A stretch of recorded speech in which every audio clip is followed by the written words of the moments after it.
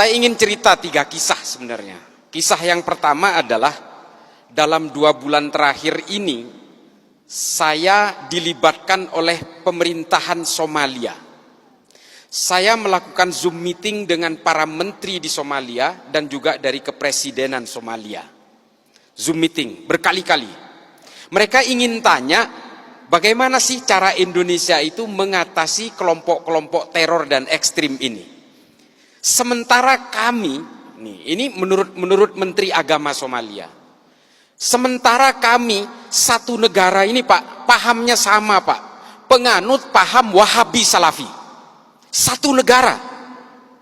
Wallahi, ini saya cerita yang benar. Kalau saya dianggap ngecap. Negara saya sama-sama Pak mengharamkan ucapan Natal. Tidak boleh.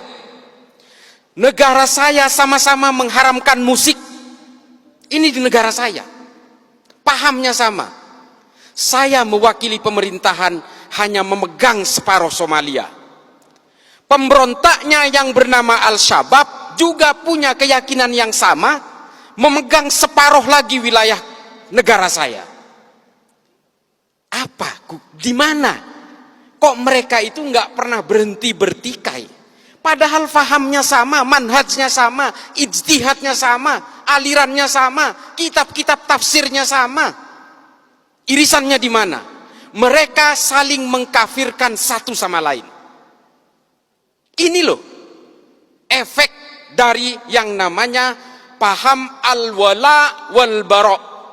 Siapa pencetusnya? Ibnu Taimiyah. Bantah saya.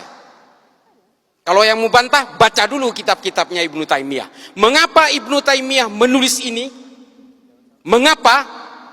Ini yang di Zoom, tolong perhatikan. Ibnu Taimiyah hidup pada masa keruntuhan Bani Abbasiyah dari serbuan bangsa Mongol tahun 1258. Dan ketika itu Ibnu Taimiyah hidup pada masa periode peperangan orang Eropa dengan orang Arab Islam untuk memperebutkan Yerusalem. Ini kuncinya. Makanya kalau kita baca semua kitab-kitab Ibnu Taimiyah itu betul-betul selalu menggugah keterpurukan politik Islam pada masanya. Makanya kalau di TV saya sering bilang gini adik-adik, kita ini semua bukan penganut agama sebenarnya. Kita ini adalah penganut tafsir-tafsir agama. Maka kita kemudian semua berbeda-beda.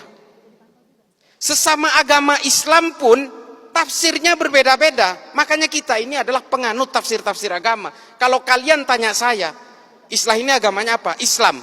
Ada pertanyaan lanjutan, NU apa Muhammadiyah? Sunni apa Syiah? Belum bicara manhaj, belum bicara ijtihad, belum bicara mazhab. Syafi'ikah, Malikikah, Hanafikah, Hambalikah? Ini tafsir-tafsir semua.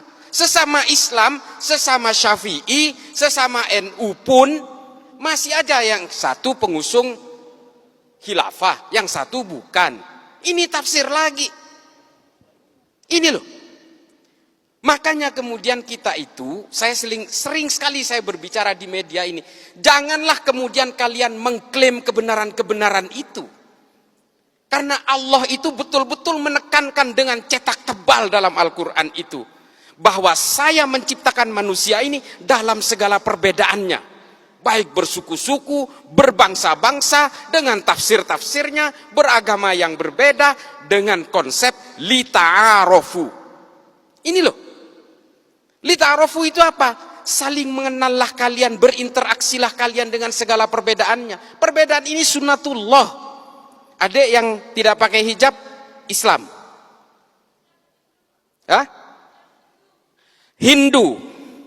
Saya tahu, dia Hindu, nggak pakai hijab karena dia itu lahir dari orang tua beragama Hindu. Yang di depannya kan pakai hijab karena lahir dari orang tua beragama Islam. Ini takdir-takdir kelahiran dan keimanan itu tidak bisa dipisah begitu saja, Dek. Lalu kalau kalian merasa paling benar, mengklaim paling kebenaran itu ada di pihak saya, kalian akan belajar tentang kebencian dan perbedaan itu dan kalian melawan sunnatullah. Ini loh yang kita ingin gugah hari ini, kenapa saya harus datang ke sini. Dan semua klaim-klaim kebenaran, hegemoni kebenaran itu kemudian datang berlipat-lipat, berlapis-lapis dengan kepentingan-kepentingan politik. Makanya kemudian ajaran-ajaran Ibnu Taimiyah itu diimplementasikan dalam gerakan-gerakan kemerdekaan Saudi dari cengkraman Kekaisaran Ottoman pada zamannya. Lalu kemudian keterpurukan politik Islam di Mesir dijadikan juga sebagai acuan-acuan oleh Said Qutb dalam Jahiliyatul Qarnil dari Fidilalil Quran dan juga Malim fil Thariq. Dari situ kemudian berkembang ditulis oleh Muhammad Qutb dengan Jahiliyatul Qarnin Isrin. Ditulis ulang oleh Al-Qaradawi, Ayman Al-Zawahiri, diimplementasikan oleh Osama bin Laden, oleh Abu Bakar Naji dalam Idarat At-Tawahus, kemudian semua bergulung-gulung dengan kebencian-kebencian dan brutalitas. Itulah yang menciptakan teror itu. Lalu ada pertanyaan, Pak, Wahabi Salafi itu kan tidak mengajari kita tentang kekerasan. Iya dek, memang iya. Memang iya, di situ tidak mengajarkan kekerasan. Tapi lihat produk akhirnya. Yang ditahan oleh Densus hari ini sama usul fikihnya dengan orang-orang yang diyakini dari Wahabi Salafi itu. Kalau kalian mengharamkan musik, teroris yang dipenjara hari ini juga mengharamkan musik. Nih, kalau kalian mau tahu, yang kalian haramkan pajak dan perbankan dan sebagainya itu, teroris yang ditangkap Densus juga pemahamannya sama. Pemahaman fikihnya sama. Ini loh, kalau kalian itu sekarang tidak mau menyanyikan lagu Indonesia Raya, hormat bendera dan sebagainya, mengharamkan wayang dan sebagainya, itu loh, teroris yang dipenjara itu juga sama. Ini kisah yang pertama tentang Somalia. Somalia hari ini tidak berhasil menenteramkan rakyatnya karena saling mengkafirkan satu sama lain dengan tafsir-tafsir agama yang sama. Apakah kemudian kita mau menyimplifikasi gerakan-gerakan seperti ini? Ada disclaimer, oh itu kan tergantung orangnya. Iya,